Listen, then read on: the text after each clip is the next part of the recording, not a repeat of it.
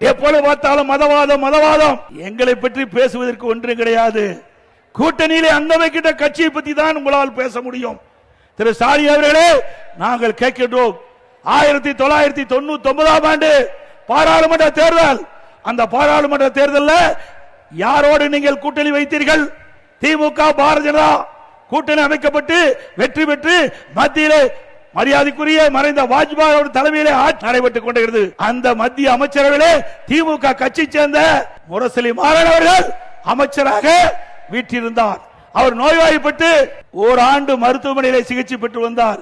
இலாக்கா இல்லாத மந்திரியாக பாரதிய ஜனதா அரசாங்கம் வைத்துக் கொண்டிருந்தது. அப்பெல்லாம் பாரதிய ஜனதா கட்சி நல்ல கட்சி. 2001ஆம் ஆண்டு பாரதிய ஜனதா சட்டமன்றத்தில் திமுக பாரதிய ஜனதா கூட்டணி வச்சு போட்டிட்டீங்க.